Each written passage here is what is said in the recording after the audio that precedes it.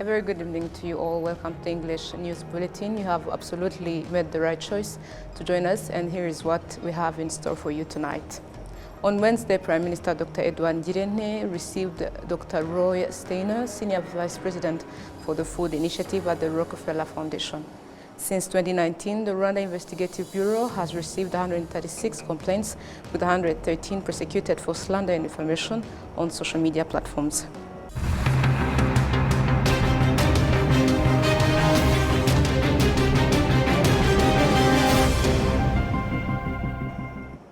My name is Olive Nete. It's always an honor to have your company.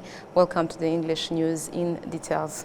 On Wednesday, on the sidelines of the Beijing summit of the Forum on China-Africa Cooperation, President Kagame had bilateral meetings with President Waver Lamkarawan of Seychelles, as well as President William Ruto of Kenya. Both meetings discussed ways to further strengthen the already existing productive bilateral relations. On Wednesday evening at the Great Hall of the People in Beijing, President Kagame joined other leaders for a welcome banquet hosted by President Xi Jinping and First Lady Pen Liyuan of the People's Republic of China in honor of heads of state and government attending the 2024 Forum on China-Africa Cooperation Summit.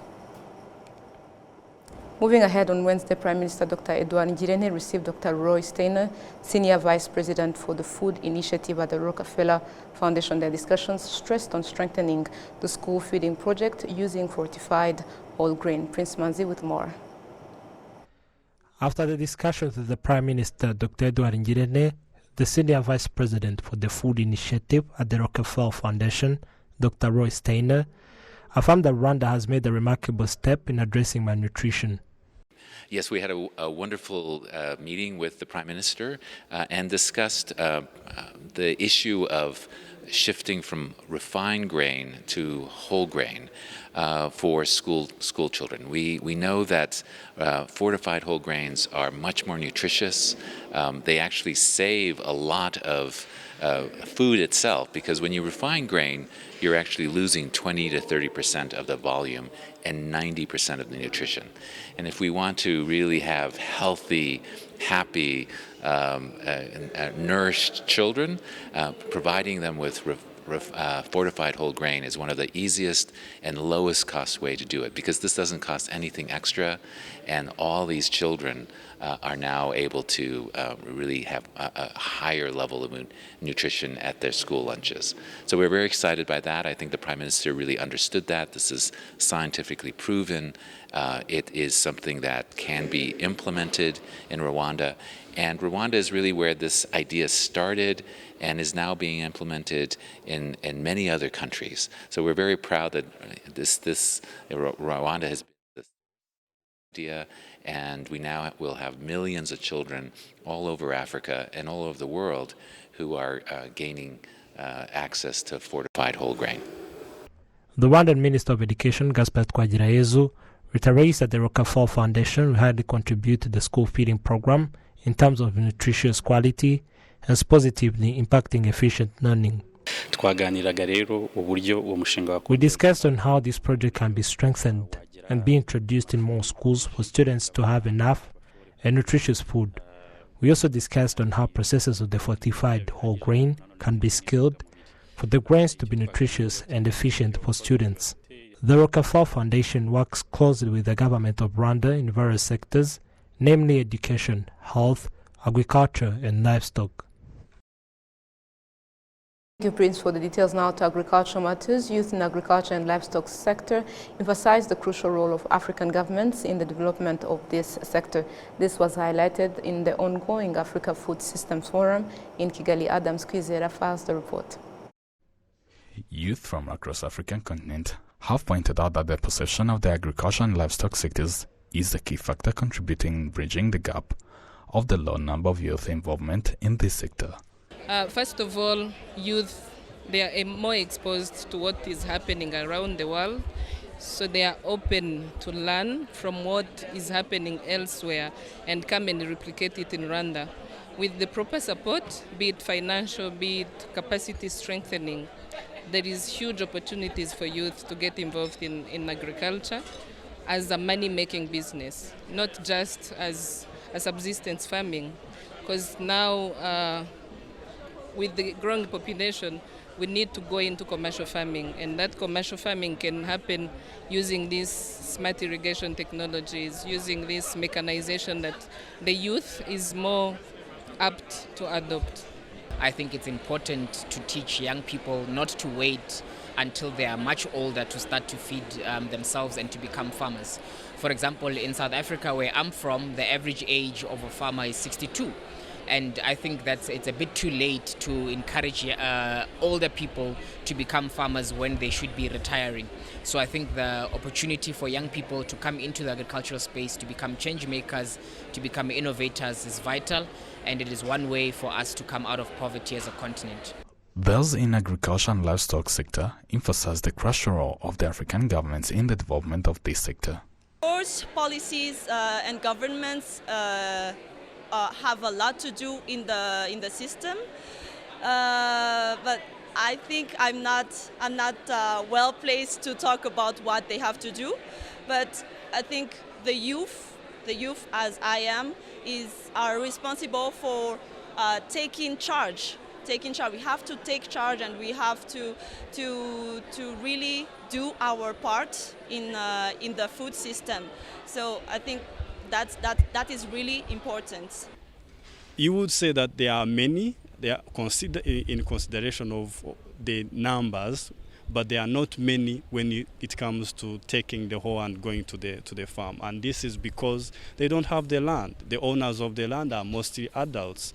And if they're mostly adults and it requires more capital for someone to be able to invest and carry out agriculture in form of farming, then that's where you don't find so many youth. But activities that require knowledge and technology, that's where you're going to find so many youth. And actually you can find there people or elderly people or adults who in other forms have capital and resources to have the businesses or the agriculture that requires more capital to be implemented. This was further affirmed by several participants at the summit, who confidently stated that when African youth engage in agriculture and livestock activities, they become a key pillar in driving the resilience and growth of the sector. It's going to be a very sexy sector. It's a huge growth sector. Africa is growing enormously.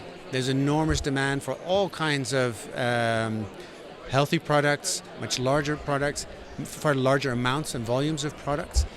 There's enormous potential need for much more processing, and youth is going to be stepping into that space, making food healthier, making it smarter, processing it much more so that it isn't sold as a raw product also outside Africa, so that it does meet the demands of consumers, and that healthy, accessible and attractive food becomes much more accessible. And the youth are going to be driving that innovation, that creativity. On the second day of the Africa Food System Forum, discussions centered on the collaboration between the youth and government institutions to promote agriculture and address food insecurity issues across the African continent. Adam Squizera, RwandaTV News. Thank you, Adam. For the details now, still on this summit, the UK Minister for Africa has addressed delegates at the ongoing Africa Food Systems Forum Summit here in Kigali, calling on greater cooperation to ensure that more African food exports reach the rest of the world. The minister also emphasized the UK's commitment to supporting Africa's journey towards long-term development. Investments in that industry have a strong multiplying effect, giving hard-working farmers a stable income, creating jobs for young people, and helping end malnutrition. It touches the lives of people in so many ways. But at the same time, I know you want to go further and confront the challenges you face whilst also seizing the opportunities. And that's whether it's boosting how much you produce to meet the demands of tomorrow, or how you add value and sell across the world, not just in this great continent. But this conference is a hive of activity and a melting pot of ideas, and I'm enormously encouraged and excited by the innovators and the entrepreneurs who are taking the fight to food and economic insecurity. So let me share how the United Kingdom is partnering so we can achieve these goals together. First, we are building partnerships with financial institutions to get agribusiness the money they need to expand, harness the power of emerging technologies and increase farmer incomes. Without access to funding, no matter the drive and ingenuity, too many businesses can't get off the ground. That's why I'm pleased to announce today a new $50 million facility called AgDevCo Ventures. The UK will put in over half the funds with AgDevCo matching funds from other investors. The funding will enable early-stage African agro-businesses to grow and increase Africa's resilience to climate change. I would encourage you all to come to the FCDO's booth, where colleagues will be more than happy to talk through the details. But this is not the only step, and I look forward to listening and learning from the panel this afternoon about how we, as development partners, can boost food productivity in better ways. Now producing more is one part of the challenge. The other part, of course, is to get it where it is needed. The pathway from where food is produced all the way to where it is consumed is long and often inefficient.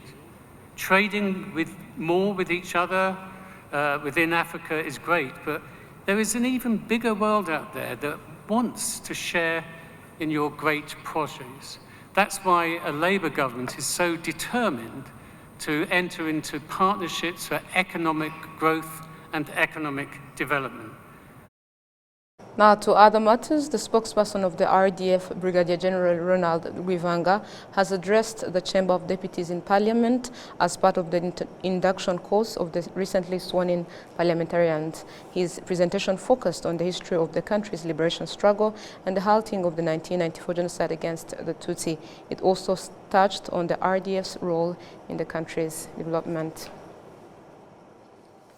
To other matters, since 2019, the Rwanda Investigative Bureau has received 136 complaints, with 113 prosecuted for slander and defamation on social media platforms. In response, social media users, including victims of online harassment, are urging judicial authorities to intensify efforts in prosecuting those who engage in online defamation and abuse. We have details. Sylvie Nsanga, one of the most prominent users on social media, particularly on X, formerly Twitter, recently faced online harassment, where she was subjected to insults and hurtful comments by some of her followers on the platform. Sometimes you may ask a question or share an idea unknowingly, only to be insulted or called names. People might misuse or twist your words, even though you were simply sharing an idea. Often, instead of analyzing the idea itself, the criticism is directed at you personally, as if they are criticizing the person rather than the idea. Sylvie Nsanga advocates for increased awareness campaigns on proper online behavior, emphasizing the importance of using social media responsibly without attacking others. She also stresses that these efforts should be coupled with strict enforcement against those who commit crimes on these platforms. This idea is also shared by many other active social media users. The Rwanda Investigative Bureau reports that over the past 5 years, it has received 136 complaints, including 113 prosecuted for slander and defamation on social media. Dr. Murangira Thierry, the RIB spokesperson, clarified that the Bureau can only pursue such crimes if the victim files a formal complaint.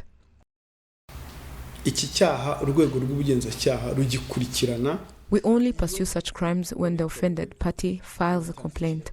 The law does not permit RIB to follow up or prosecute people without a formal complaint.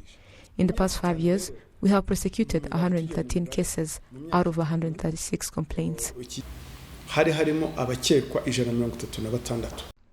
The Rwanda Investigative Bureau warns social media users against using their right to comment as an excuse for attacking others, as misuse of social media platforms constitutes a crime.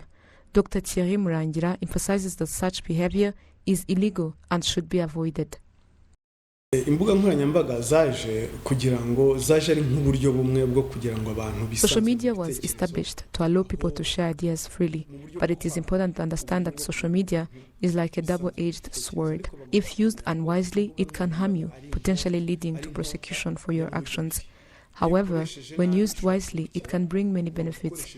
In short, social media platforms shouldn't be used as tools to carry out wrongful intentions or commit crimes, as such actions will result in punishment. Bagomba gukorera ibintu by'amafuti yose cyangwa se gukorera ibyaha. Imbuga nkoranyambaga ntabwo zigomba kuba igikoresho cyo gukora ibyaha, kuko kubikora gutyo urahana. Slander and defamation committed through digital platforms are classified as crimes. Convictions can result in imprisonment ranging from 6 months to 2 years, along with fines between 1 million and 2 million Rwandan francs. Tomorrow news, the Rwanda National Police reminds motorcyclists that carrying a passenger with a large load that poses a risk to the passenger or other road users is illegal. We have details. In a meeting held today in Kigali with motorists and agencies including the Rwanda National Police, the City of Kigali, the Rwanda Utilities Regulatory Authority and the Rwanda Cooperative Agency, the focus was on motorists' behavior and providing guidance on avoiding crimes and accidents. Motorists appreciate the advice, noting that it helps them avoid illegal issues and accidents. However, they express concern over instances where they are fined for carrying a passenger with a small load, which they perceive as unfair. These meetings are held to remind us of the rules established by the government and to reach to an agreement with the authorities so that we can carry out our responsibilities. However, we have some issues concerning the traffic police. For instance, if I carry a small load for a passenger as a gesture of good customer care, the traffic police still issue fines. I mention this because it happened to me. The passenger had just come from the supermarket with a bowl for his child and an envelope with bread. Yet the police fined me with 25,000 Rwandan francs. If as a motorcyclist I purchase goods and carry them myself, I can still be fined because they say I'm carrying items that are not allowed on motorcycles. They generally won't accept that it's my personal load because it's not labeled, and they might assume it is for a passenger. I understand that labeling it wouldn't solve the problem, as motorcyclists could falsely label goods as their own when they actually belong to passengers, which could lead to intentional violations. ACP Boniface Rutikanga, the spokesperson for the Rwanda National Police, explains that it is illegal to carry a passenger with a load that poses a danger to the driver and other road users.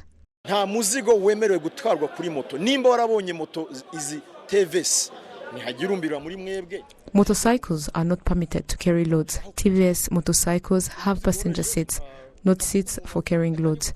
The only baggage allowed is something small, like a bag you can take to work. However, carrying heavy items, such as a sack of potatoes, and sitting with it on a motorcycle is strictly prohibited. Additionally, while insurance covers people if you have an accident while carrying a heavy load on a motorcycle, it becomes difficult for the insurance to cover your losses.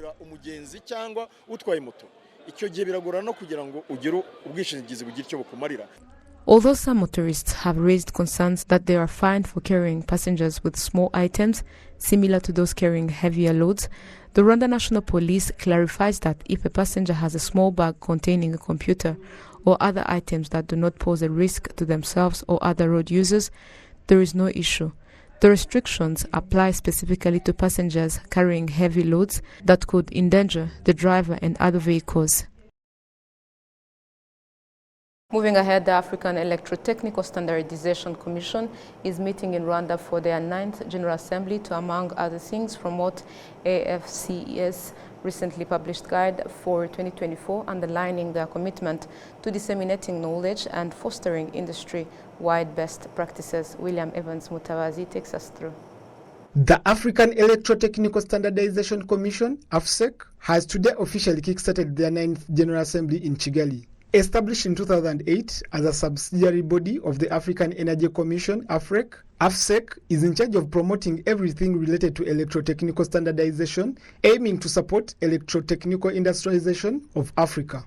Mr. Bernard Modi, President AFSEC, told us that a host of crucial topics are set to be deliberated with significant approvals. So we're going to adopt some electrotechnical guides. You know, we have these standards that we use and we aim to harmonize the standards. But sometimes you need to break these standards down into guides so that technicians and engineers on the field know how to use them. So we are coming to adopt some of these guides for use on the continent. The Assembly is expected to approve the adoption of 4 guidelines, further solidifying AFSEC's commitment to setting cutting-edge standards in the field. Additionally, a groundbreaking move is the planned adoption of 98 standards recommended by the African Standardization Management Council, poised to elevate regional standards to new heights. Baguma Lauben, a sales and marketing manager at Alpha Cables, shares his thoughts about this meeting, reflecting on some of the challenges they face on a day-to-day basis. Whenever you export, they ask you the standard, that which standard have you used. So today, it's African, global Africa, that whenever we have those standards in the whole of Africa, it will be easy for us to export in each and every African countries, because the product, if it's certified within Rwanda, then it's allowed to export to every African countries. Then it will be easy for us and to enter into the market of Africa. According to Director General Rwanda Standard Board, Mr. Raymond Mulenzi, Rwanda took a strategic decision to participate in AFSEC, and it is ready to trade with everyone with harmonized standards. Rwanda has signed the African Continental Free Trade Area Agreements, and we are keen and we are aware of the importance of these agreements, and to make sure that the agreement is put into implementation, there is a need of standards. So we are developing harmonized standards instead of having each country in Africa having its own standards. We make sure that we harmonize standards to be able to trade with the others. For an ordinary citizen, having a harmonized standard is very much important, because we'll be able to consume safe products. So when it comes to safety, it is governed by having standards. So having standard, it is very important for an ordinary citizen, and it is important to have safe products. As part of its evolution, AFSEC will unveil a new edition of its statute alongside the strategic plan for 2025 to 2029. William Evans, Mutabazi, RwandaTV News. Thank you, William, for the details. Now, both young and experienced public speakers agree that teaching public speaking to young people is crucial, as it equips them with essential skills valuable for their personal development and everyday life. Inora Gladys with more. Having the ability to speak in the public is one of the things that many people do not do because they don't like it or they don't know how to do it. Some parents say that fellow parents should take the lead in training their children to speak in public because they will need it more in their daily lives when they complete their high school. Our role as parents, I believe that what we should do is that we should train a child by helping him to adapt to communicating with parents so that he can grow with good manners of knowing how to speak out his ideas, especially in the public. The youth and all the young people point out that when they are not given courses related to public speaking, there are many obstacles they face in their daily lives, including their failure in presenting their projects and pitching them in an appropriate way. Literally, learning about public speaking is quite common for people just take it more of granted. But the thing is, you have also to get some tips that regards to the audience that you are addressing a certain message to. Public speaking trainers for young people point out that it is a challenge that young people face when they go for job interviews or even in pitching their projects in their daily work. When you have public speaking skills, it enables you to also communicate with your fellow and the peers. So we thought about this because we had a survey before hosting this camp where we were looking for what is needed for young people to succeed. There is a reason why we teach those courses, and part of it is because public speaking is very important to the society. Actually, for the new generation, one of the skills that we tell them to have is communication skill, and in this case I'm talking of public speaking. One thing about public speaking, we teach by practice. That means after we teach you the theoretical part, knowing what is public speaking, we also ensure that you do activities in class. Public speaking is one of the most important things that many people use in considering that someone can become a leader. It helps to persuade, to inform, and to promote, and even to enjoy what many of us call entertainment that can become a job career for people. Enora Gladys, RwandaTV News.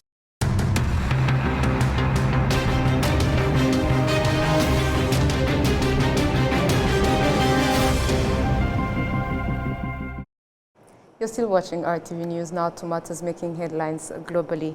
An increasing volume of Rwandan coffee beans is entering the Chinese market through both traditional retail channels and innovative cross-border e-commerce platforms, thanks to the China International Import Expo.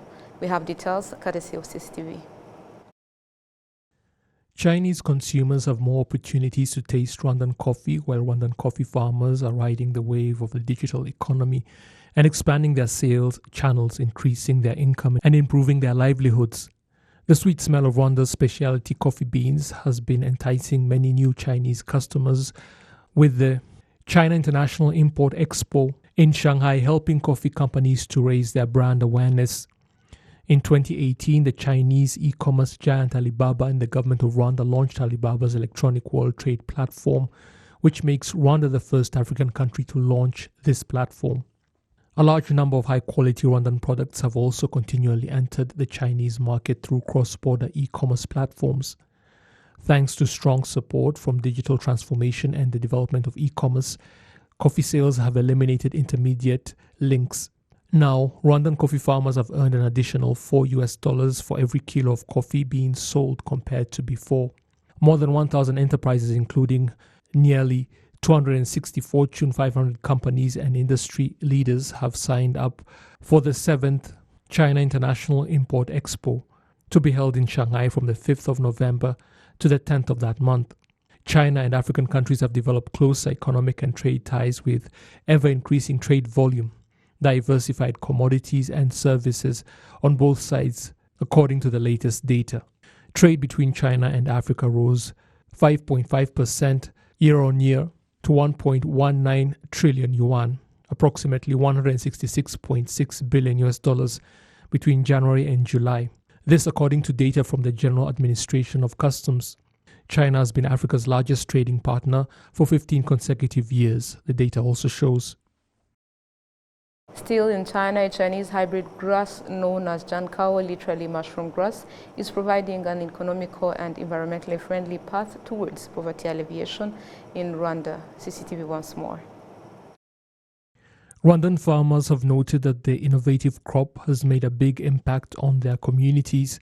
The general manager of Day Company, a company that focuses on mushroom cultivation and covers the entire value chain, serving both local and regional markets, has pointed out that the soaring popularity of Jiankao is due to how easily it is grown. The hybrid grass is replacing land-intensive timber, which has also helped to reduce annual tree clearing. Rwanda is just one of the African countries that benefit from Chinese agricultural aid. By the end of 2023, China had built 24 agriculture technology demonstration centers in Africa, leading to an average increase of 30 to 60% in crop production in those areas. In the past decade, China has sent more than 2,000 agricultural experts and technicians to more than 70 countries and regions to promote and demonstrate more than 1,500 agricultural technologies to advance rural poverty reduction. Those solid cooperation outcomes have articulated what Chinese President Xi Jinping said defines China-Africa relations in his speech delivered at the Johannesburg summit of the Forum of China-Africa Cooperation on the 4th of December back in 2015. Stressing that the essence of China-Africa relations is to utilize China's development to support Africa's development and ultimately deliver common development through mutually beneficial cooperation. And the story brings us to the end of tonight's bulletin, but before we leave, a reminder of our top stories. On Wednesday, Prime Minister Dr. Edouard Ngirente received Dr. Roy Steiner, Senior Vice President for the Food Initiative at the Rockefeller Foundation.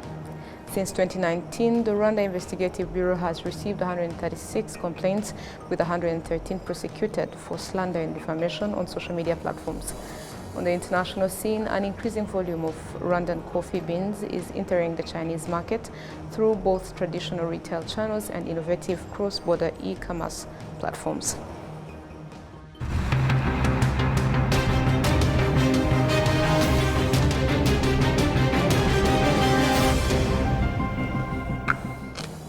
And on behalf of the technical and news production team, we appreciate you tuning in to today's broadcast. Have a continued wonderful and productive week. Goodbye.